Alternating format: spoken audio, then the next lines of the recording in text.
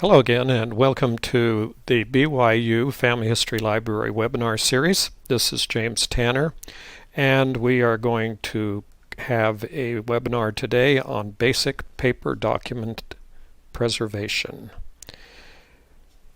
I might mention that this particular webinar was broadcast some time ago, but because of some technical issues, it needed to be re-recorded. So those of you who may have listened to the presentation earlier will find that there will be some differences, obviously, between what I say today and what is going to go, what went into the webinar a few weeks ago.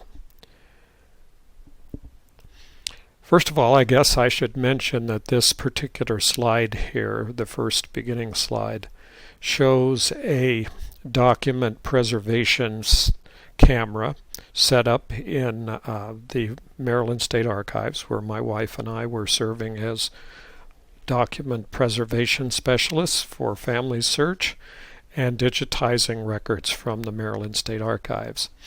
The camera is barely visible in this particular photo. It's a little black box right at the top of the slide.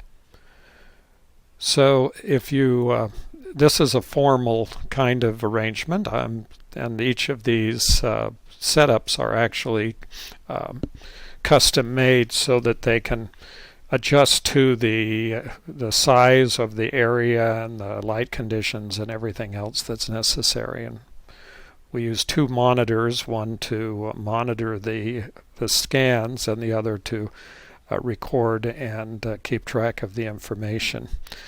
The documents after scanning are loaded onto, in digital format, are loaded onto hard drives and shipped to Salt Lake City, where they are processed and put up onto Family Search, and a copy of which is given to the archives for their use. Quite that technical today. I'd like to start out by making kind of an observation here that many genealogists are stuck in a time warp. They live in a world of paper, they live in a world of family group records and research logs and all sorts of information in huge piles of paper and files and folders and organizations and documents and all sorts of things. And that time warp gives them the impression or the problems of determining whether or not there's some sort of duplication when you start talking about digitally preserving records. In this particular presentation, I'm talking primarily about not just digitally preserving the records, but also physically preserving paper records. And the time involved in the comparison is part of the consideration here. This is not a paper versus electronics proposition. It is a situation where the paper is important and it needs to be preserved, and the form of putting it into electronics is simply another way of backing up or preserving. So let me kind of put this into a context. Let's suppose that you had been doing genealogical research for some time. You had a number of records that you had accumulated. Many of these records were originals that were obtained from repositories such as archives and record sources departments from various countries or states. And the question then is, how do I preserve this document? Well, there's an important point here, is that if I preserve the one piece of paper that has the information, that's just that record. If I reproduce it, and also if I digitize it, and I also add it to a collection of my digital records, then I can share those records globally across the world with anyone who might be interested in my in my research efforts, and I can collaborate and help people with understanding the information that I've acquired. Whereas on a paper record, absent spending money and expenses for a copy machine. You're simply going to get a photocopy of a record, which may or may not last as long as the original record. Comes up as to why not digitize everything and forget the paper. Why in the world would we want to keep the paper around if we already had a digital copy? Well, then we're going to need to take a step back and look at exactly what is happening. First of all, the papers themselves are artifacts. They are original documents. They're originals that contain information that was entered perhaps by an ancestor or by someone else who had some contact with the ancestor. So it's not or situation. It's not a situation where we're saying we want you to keep the paper and you don't have to worry about digitizing, but we want to have a digitized record of the document to preserve the paper, which we'll talk about what happens to paper, and then we'll also have the electronic copy. Oh yes, but electronic copy could disappear and it might get lost and it might... Well, there's ways to preserve the paper copies. There's a separate set of criteria that will help us to preserve the electronic copies. Digital preservation is a completely different subject. There's a whole different level of concern and ways that the digital records are preserved, and that is not the same as trying to preserve a piece of paper. So the answer here, it's not an either and or situation. It's both. We want to make sure that we preserve our paper originals because they may be artifacts and have per se in their existence as a paper document historical significance. So this is a very important thing a decision that has to be made. And the reason why I originally started out by saying that many genealogists were caught in a time warp is because they may be spending a lot of time organizing and preserving, in a sense, their paper records, but without the digital component, they're losing that another method of backing up the information, which preserves all the information.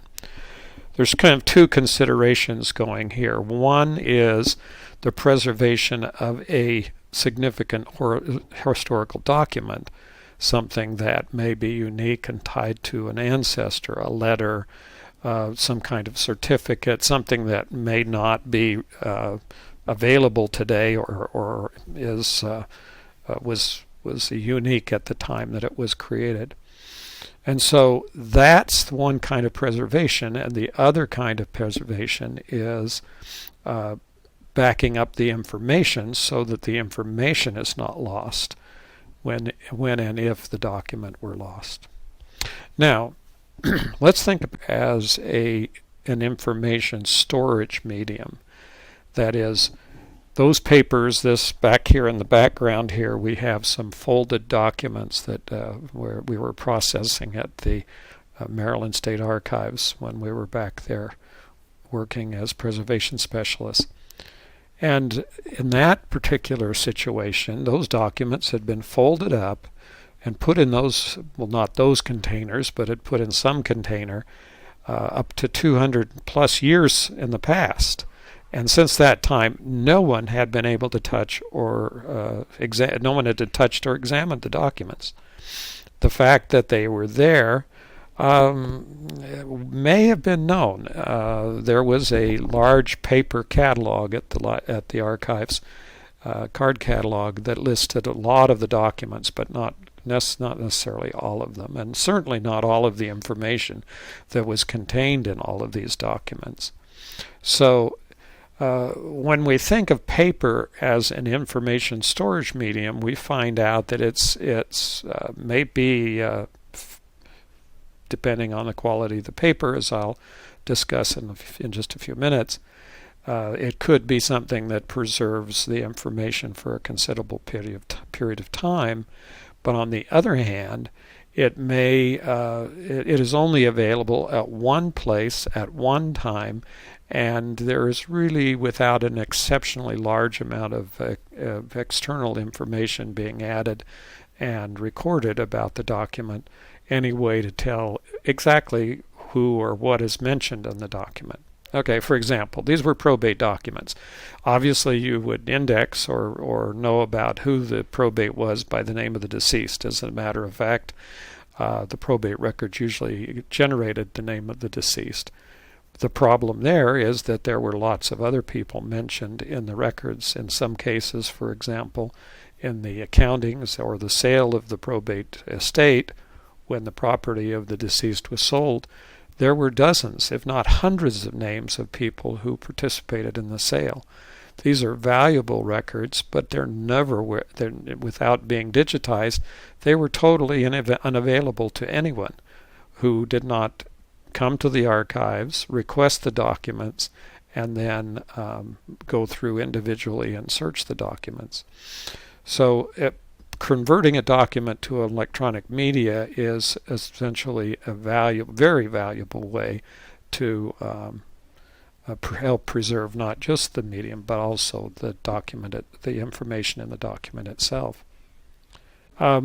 Before we get too far into this, I'd like to make sure that you understand that the principles that I'm going to go through here in this particular presentation are reflected in the Preservation Directorate, which is part of the Library of Congress. You can find this on the Library of Congress website, which is loc.gov/preservation, and particularly a lot.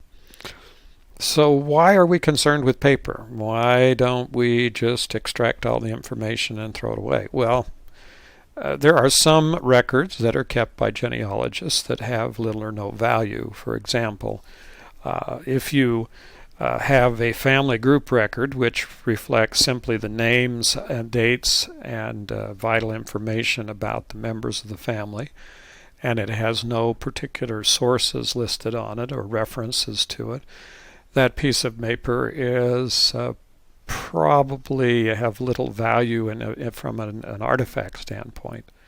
It's probably something that once the information is entered into an online database or into your genealogy program, that piece of paper has been supplanted entirely by the record that you've created on the electronic media. So, but as I mentioned earlier, there is a significant possibility that these artifacts are of historical value as such. And I guess one of the most common ones of those that you would find would be books. Books are obviously have intrinsic value to some people, and a lot of people collect books, but particularly among genealogists, it's very possible that there are family books that have been written and surname books about your family name or your family's ancestral, the descendants of an ancestor, that are almost unique. They may be very, very small run printings of the information that was compiled about your family. There may be only a few very small number of copies of the volumes available. So once you have a copy of this, you certainly want to preserve it, and it may entail giving that to a library or an archive that can further preserve it. And in some instances, of course, you'll have the book digitized and able to be available to others. Another thing we're going to accomplish, we get a lot of, is just individual sheets of paper from research, maybe images that we copied off of records. I ended up early on in my years of doing research with tens of thousands of pages of copies, photocopies that I had made of family group records, of other information that I was extracting from the Family History Library in Salt Lake City, Utah. And all of that was transcribed into electronic media, into different programs, and eventually has ended up in the Family Search Family Tree program online, and many other programs, including MyHeritage and Ancestry and other programs where I've put the information electronically. But all of those copies I made were not originals. They were not documents that were going to be preserved. They were simply pieces of paper that had a copy of something that I then transformed into another type of media. And so most of that I have not kept. I have not gone through, but I have had to go through it individually by page to determine that there weren't other things, which I found quite frequently were interleaved among the copies that I had made. So that's one reason we're concerned with paper. We may need to preserve it for some period of time. Now, as I've been mentioning just a minute ago, the one thing that's important is that you have certificates of achievement, other things, I mean all sorts of certificates, baptismal, marriage certificates, all sorts of things. And these documents have intrinsic, historic, and family connections that are very important and should be preserved. And then you have all sorts of other things, including photographs, which are primarily printed on paper and for most of the history of photography. And there are other types of preservation issues, of course, for earlier photographs that were on metal sheets or glass or whatever. So the reality is that a genealogist world is filled with paper. It's just massive, usually massive amounts of paper that we're dealing with. I have had, I guess, the privilege, it would be a privilege for me, to look at people's collections and help them to decide what they wanted to preserve and what they did not want to preserve. And I have been in homes where an entire room, a fairly good-sized room, from floor to ceiling and all around in the middle of the floor, was filled with file cabinets, shelves, and thousands and thousands of pages of paper. Whereas in some other cases, it's managed to all get fit into one pasteboard, cardboard box, if you will, of documents or whatever. So these different collections have different values, but that's kind of where we still are, regardless of our amount of digitized records and regardless of the care that we're taking for what we do have. It seems like the paper and the documents seem to accumulate.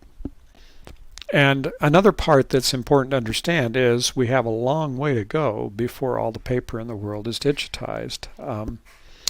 It's not hard to understand that this is an important thing when you get to the point of finding out that you've gone into an archive like the National Archives in Washington, D.C., and find out how little of the number of documents that are in existence have actually been made available electronically and digitized. So for these reasons, it's very important that we continue our process of digitization, but that we preserve the paper documents that we have until they're digitized. Okay, now we can ask some questions about what is paper. Here's a simple explanation. It's a thin material produced by pressing together moist fibers of cellulose pulp derived from wood, rags, or grasses, and drying them into flexible sheets.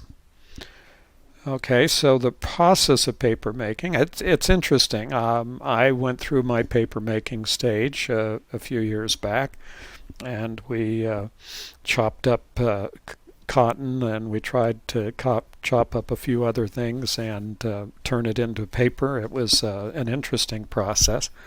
It's certainly not something that would be productive for other than artistic or aesthetic reasons. It's a little bit more labor intensive per sheet than simply going to the store and buying a ream of paper that's been produced commercially.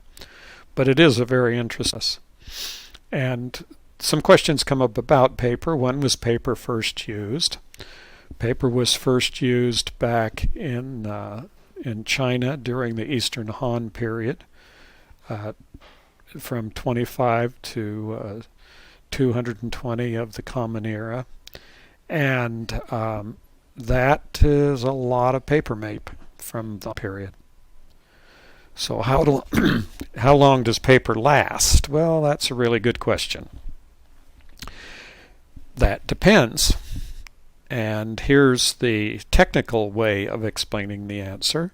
The rate and severity of deterioration results from internal and external factors, most importantly the composition of the paper and the conditions under which the paper is stored. Okay, you can boil this down to two things. It lasts depending on what it's made of and how it's cared for. So if you're not sure what it's made of, you probably need to err strongly in the area of preservation and trying to preserve it rather than assuming that it'll just last forever. Paper can be made of rags and chopped up rags, and this, by the way, was the major way to make paper for most of that time period when paper was being created. And most recently it is made more frequently, and rag paper is still available at a premium, and wood paper is really what we see all around us when we're working with paper. The difference here is the difference between long fibers and short fibers. If you've ever had a chance to look at a cotton plant, and especially after the cotton boll is opened and the cotton fibers are visible, that's the white big puffy thing that comes out of the cotton plant, then you'll see what a long fiber is. Those fibers are many inches long, and they are each fiber is substantial. But when you do paper, you chop them up into smaller pieces. Now, from the rag standpoint, those pieces are longer than the ones when you do wood fiber. And the wood fiber paper, the fibers are very, very short compared to the rag fiber. But in the 1800s, most of the paper was made from rags. So any time up till around the 1800s, paper was a rag product. After the mid-1800s, most paper was made from wood chips and was very acidic. What that means is that there's chemicals in the wood that when the fibers are broken down and it's chopped into a pulp, releases chemicals that are acidic in the sense of an acid, which basically eats away on the solid structure of the wood. So you can see this kind of in nature if you want to just look out the window into a forest, or if you want to take a stroll through a woodland or whatever, and you'll see when trees have fallen down that they begin to disintegrate, that the wood changes color and it sort of becomes decomposed. Well, that's the same process that is created with paper. It doesn't stop when you make the paper.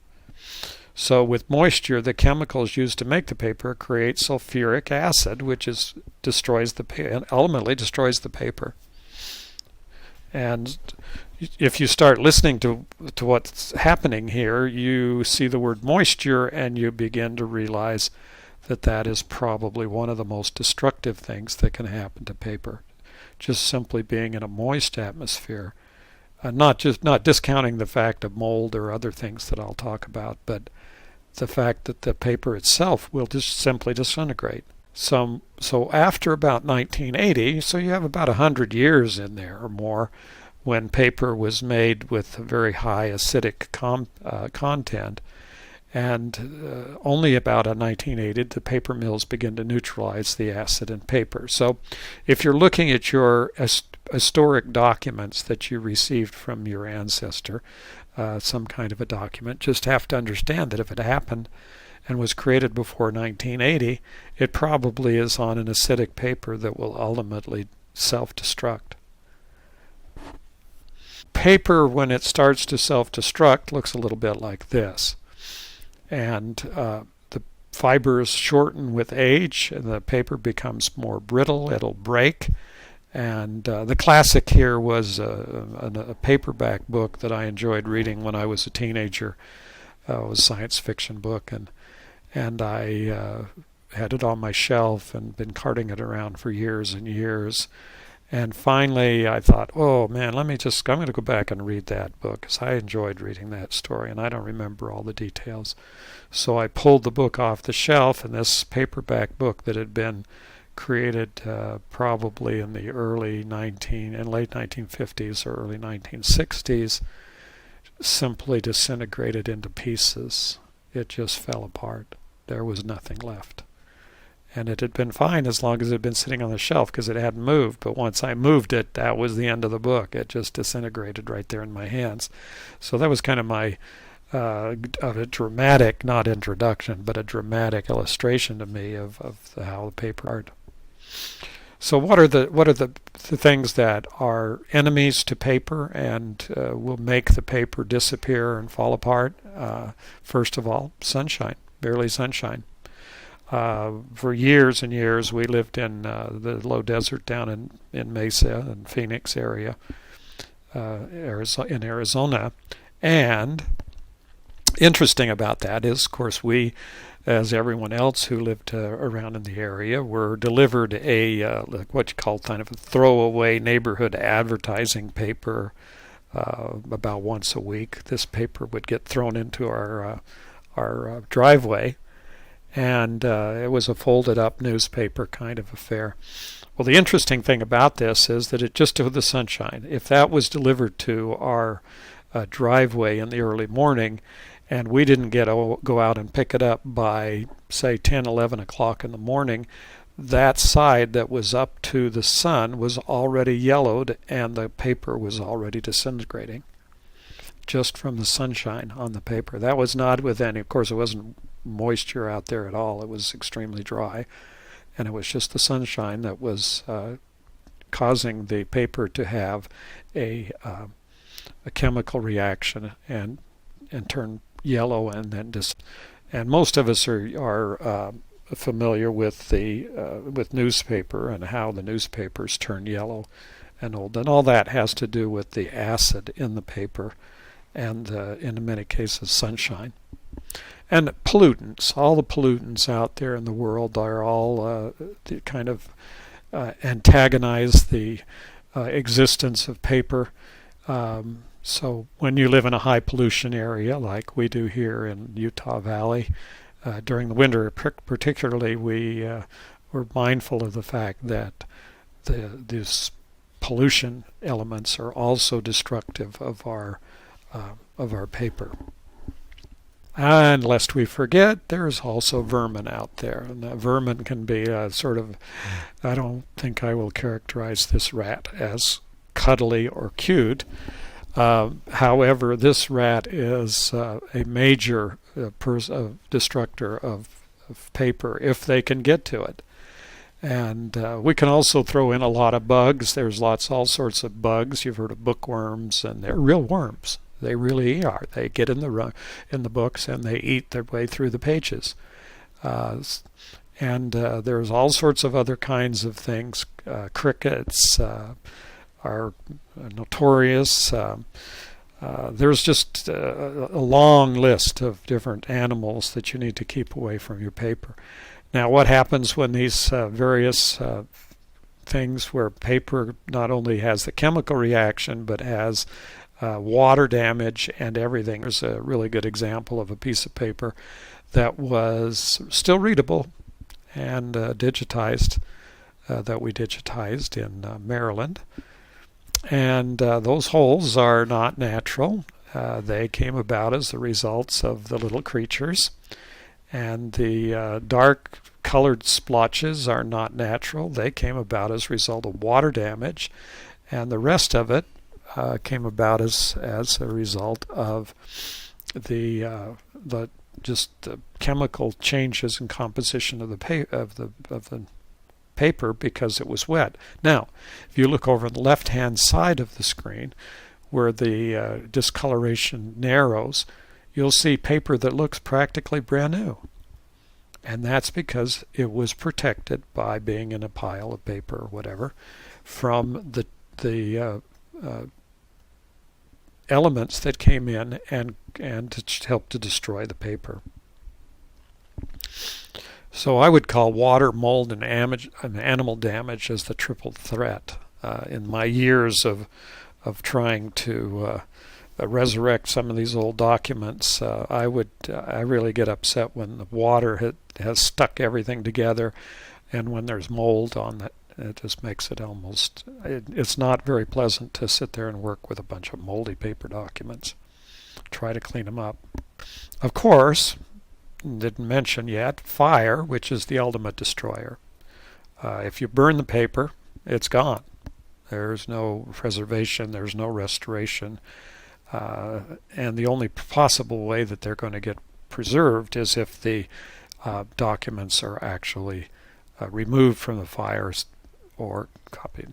The worst case, of course, is if a fire burns documents, like happened with the United States federal census for 1890. There was a fire, and the fire burned a portion of the 1890 census.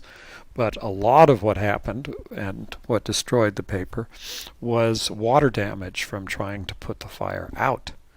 And ultimately, what was left of the paper was not preserved and was thrown away through failure of the government to allocate sufficient resources to keep the documents preserved. So when you hear about the fire destroying the 1890 census, I kind of recommend that you read a little bit of history about that, but you'll find out that it wasn't necessarily the fire that did all the damage. However, in the St. Louis Military Records Repository fire that occurred, it was the fire, and then it was the water damage that occurred subsequent to trying to put the fire out. Okay, so here we go. This is a quote from the article on the Library of Congress about the deterioration and preservation of paper. And it summarizes the problems that we face in trying to preserve paper. So here it is. In the presence of moisture, acids from the environment, from air pollution, poor quality enclosures, or from within the paper, from raw materials, manufacturing process, deterioration products, repeatedly cut the glucose chains, which are the fibers, into shorter lengths. This acid hydrolysis reaction produces more acids, feeding further and continuing the degradation. So you're kind of in a range of trying to establish what is the optimal way to preserve the paper and not put it in a situation where it's automatically going to continue to self-destruct. And the fact is that too low a humidity can cause the paper to become brittle, because the lack of any kind of moisture in the fibers of the paper makes it very brittle. You know, think of the difference between a piece of bread with moisture in it and a cracker. If you bend the piece of bread, it might break, but you can bend the bread pretty much before it breaks. Try a cracker, it will usually crack. What's the difference is the amount of moisture. It's almost the same, in many cases, the same exact recipe for each of them, but the difference is the lack of moisture creates the brittleness. In this case, this piece of paper, once again, has a lot of different problems. One is the holes in the paper, and the other are all of the mold and discoloration that came from having too much water. So for here's of some of the things that can happen. You can see on the left side there, there's a lot of mold that was caused primarily by water seeping in and allowing the mold to grow. The middle one paper has some water damage, but it's primarily moisture content that may not have been enough to get the paper wet, but it was enough to allow the paper to the acid in the paper to discolor the paper and also tend to get it almost ready to be destroyed. And the third example over there on the right-hand side is a piece of paper that got chewed to pieces by probably mice or rats, and that's something that I believe could have been more easily corrected perhaps than trying to correct the humidity of the paper. We start with good quality paper with no acid. So we want to look for paper that is acid free and does not have any particular acid quality. Today you can buy that. There are advertisements that are kind of generally put out about paper that all the paper is acid free. Well, the answer to that is yeah. Some of it has less acid than others, but acid free is basically a situation where the manufacturers have added in other what we'd call buffers or base chemicals that counteract the acid, but give the paper wet and it'll disintegrate. Buy from quality manufacturers if you're going to use the paper. Now, here's the problem, of course. We don't necessarily determine the paper that these documents that we have inherited or found or researched are made of. It's not necessarily what we created ourselves, and so we are not in control, but we can control the environment of the storage of that document after it's been acquired. And another thing is we have a tendency to print a lot of things, scan and print and write and print. And the documents that we create off of copy machines are generally, if you have a home copy machine, it's generally a low quality or lower quality printer that fuses the toner at a very low temperature. And if you leave these two photocopied pages together for any period of time, and particularly if they touch anything with vinyl, like a vinyl notebook or whatever, then you'll remember the situation where you open that up and it goes click, and all of the toner is stuck to the vinyl or is stuck to another piece of paper. That is caused by having a too low of a temperature in the fuser.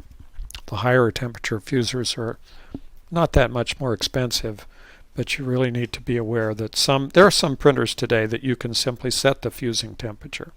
If you set it way too high, it might make the paper too brittle and whatever. So you need to go in that and learn whatever it is your particular printer is going. So I would emphasize here that acid-free in the commercial world of selling paper does not necessarily mean acid-free. Doesn't mean it doesn't have any acid in it. It just means that they may have tried to ameliorate the issues of having the acid by adding additional substances to the paper. It's kind of like having acid reflux or getting a little bit of heartburn from eating and then taking a whole bunch of antacid down and just try to kill it off. Well, that's what they're doing with the paper. They're, in a sense, adding the antacid to diminish the effects of the acid in the paper. First of all, it's really complicated, this whole situation of whether or not it's really acid-free. And paper made before the 1880s is not likely to be acid-free unless it was made from rags. So you can get cotton-based papers. But you really need to be careful with them. One thing you can say is that most paper today is acid-free, but there's a lot of difference in the quality of the paper and the amount of care that's taken in the manufacture and the number of chemicals and things like that are added. So here we can see that a normal piece of paper that you would go out and buy at your local whatever can run about $5, $6 a ream right now is about the average price if you bought one 500-page package of paper or a ream. And then If you were to go to archival quality paper, it could cost about three or over three times as much, or $20 a ream. So these are prices that I looked up as to what the price would be for a piece of paper, for a ream of paper of different quality. So that's one of the other important things that you need to bear in mind. Now, what kinds of things do we need to do to conserve the paper? What are our conservation measures? We want them storage at a particularly low humidity. No, not a no humidity level, not zero, but 30 to 40%, which is a low humidity. If you lived in Mesa, Arizona, 30 to 40% would seem high humidity, but so it really depends on a lot of cases where you live and how much ambient humidity there is in your area. You can easily find that out by going and looking on any weather station weather account, but for particularly in your home, you may want to get something that detects the amount of humidity in the atmosphere and lets you know what it is. But you can know for sure that it's probably higher than it is outside your home. Unless it's raining or you are standing in a flood or something, obviously that's going to have pretty high humidity. Protect the paper from light. That's very basic. Storage. These are what these boxes are called clamshell boxes. They are archive quality boxes used for storing documents and keeping them in a position where they're not getting pressure from being laid flat. Documents need to be stored as vertically as possible. And this is the kind of I would call it extreme, but it's the archive method most common archive method of storing the documents. What I would suggest these are a little bit bulky, not too home user friendly. The shelves you have in your home are probably not going to fit these boxes. So there's all sorts of considerations, plus they're quite expensive. Per box is an expensive cost. One thing we do kind of emphasize is no metal, none of the pins or staples or fasteners. This is just a sample of some of the fasteners that we pulled out of the documents in the Maryland State Archives. You can see that some of those pins, if you look closely, are handmade pins. And there's lots of other types of fasteners that we accumulated large jars, like large gallon jars full of fasteners while we were there pulling out the fasteners. Now, why were they pulled out? It was because the metal itself would corrode the paper and discolor and destroy the paper. So you took the metal out so that the paper would not be further damaged by having the metal in there.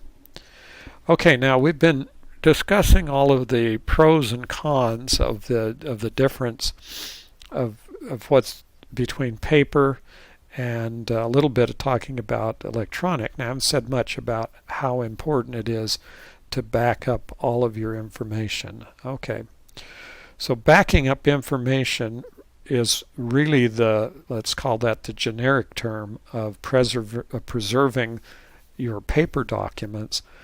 But once again, even though it may seem kind of an overkill, you need to keep your documents. One of the most common questions I get when I start talking about digitizing records, and I just got a notice within the last week of someone who said, well, I just finished digitizing my documents and it was sure comforting to throw all that stuff away. Well, folks, I don't know what we may have lost because he threw away those documents, but he better be very careful to have preserved his electronic files and backed those files up in sufficient quantity to make sure that he isn't going to lose the information entirely simply because he wanted to get rid of some paper. What other options do we have with paper that's sitting around? Well, we may be able to donate some of the documents, particularly original type documents, to historical societies, archives, libraries. However, I would be careful that we understand that it's really our responsibility to preserve our own documents, and that if we try to go out and give them to archives and libraries and things, I have found that there usually has to be some kind of really interesting historical connection between the documents and the library and the area where they're being preserved.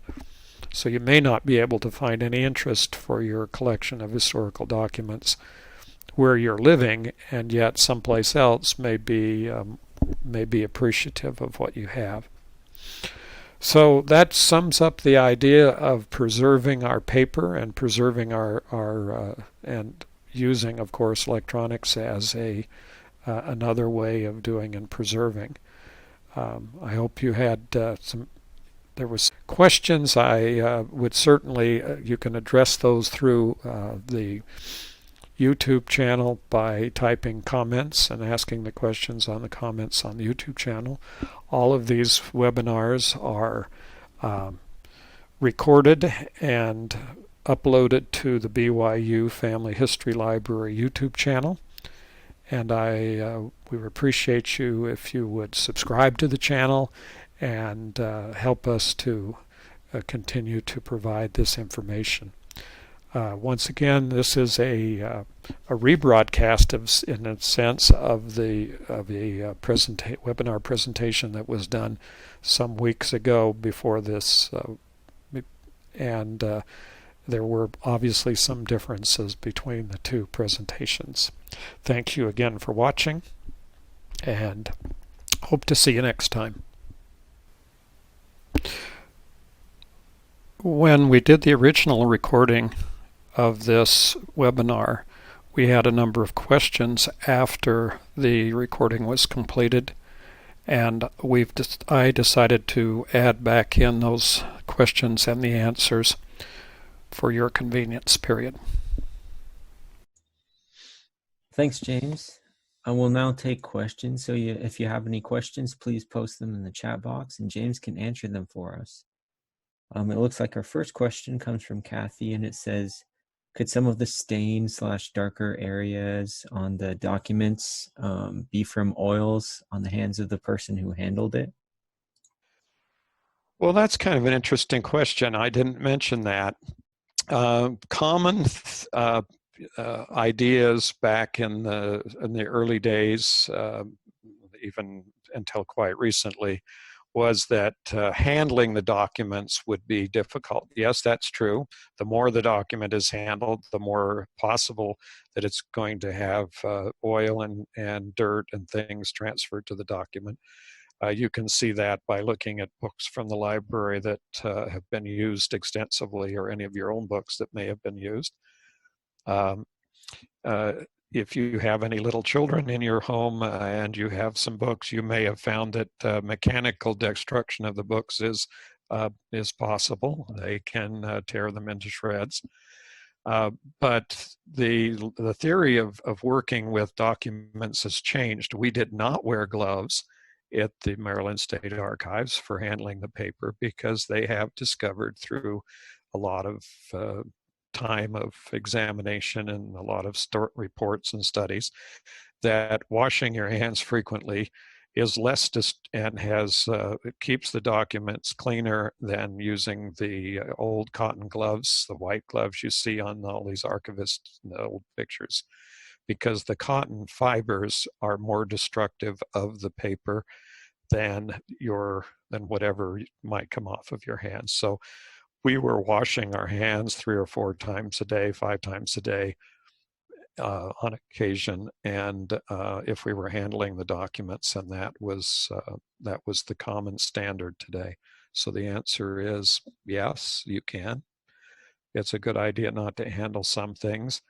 One of the problems that I see people handling all the time is putting documents into plastic sleeves. Some of these sleeves, some of those contain chemicals which are more damaging to the paper than anything else that you can possibly do, especially lots of different kinds of photographic albums are just, they kill off the documents faster than anything.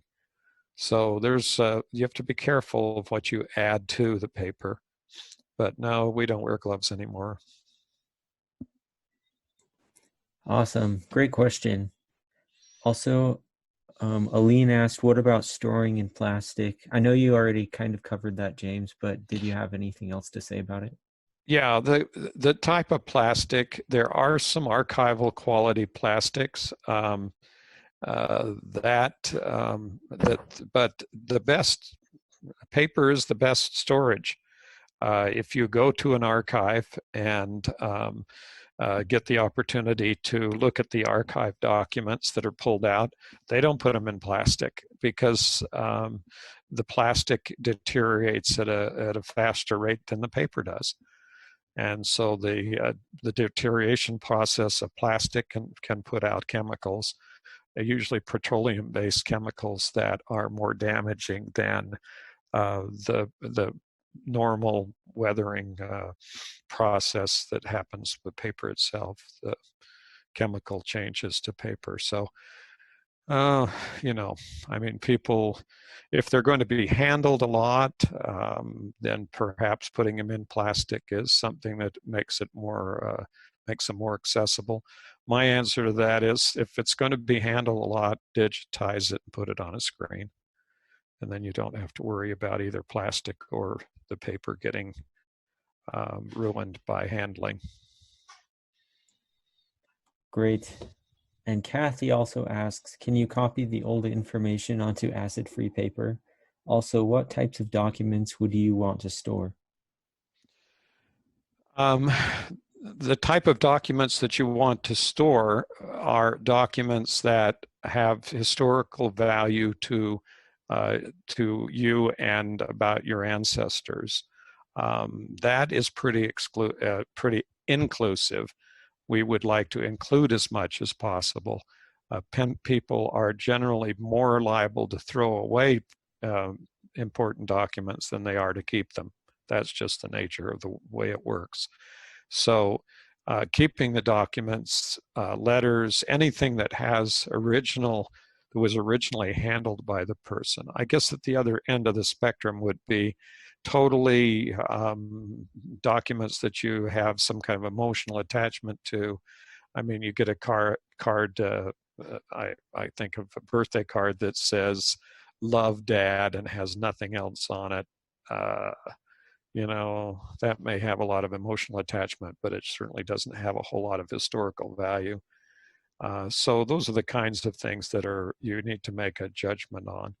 As far as transferring the information, that's always a great idea. It's a very good idea to transcribe any historical document and have the transcription electronically stored and it printed out on acid-free paper. There's a lot of reasons for publishing surname books, family history books, and keeping the information in that format. They're likely to be preserved if it's in that kind of format, even if it's just in a library someplace. Great. And the next question says, what about encapsulating a document? Isn't this a process that is used to preserve by some archivists? Well, there's some opinions about that.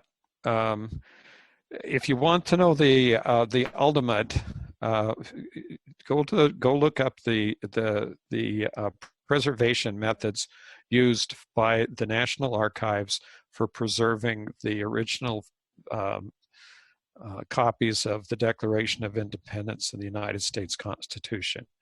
What they've done is they've taken those documents and put them in glass containers that are filled with an inert gas so that they can't deteriorate any further, that there's no oxygen in the air to let them deteriorate. as far as I'm concerned, you've destroyed the document if you take it and put it in one of those heat processes like laminating. I think that laminating is the antithesis of preservation, because it just destroys the document. There's no way to get it out of the lamination once it's been laminated without destroying it. So how long will the lamination last? I can tell you that a good piece of paper, like a good acid-free piece of paper, will last a lot longer than any kind of lamination process we have today.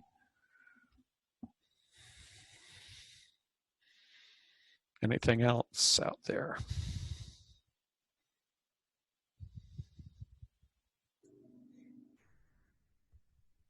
Did I lose everybody?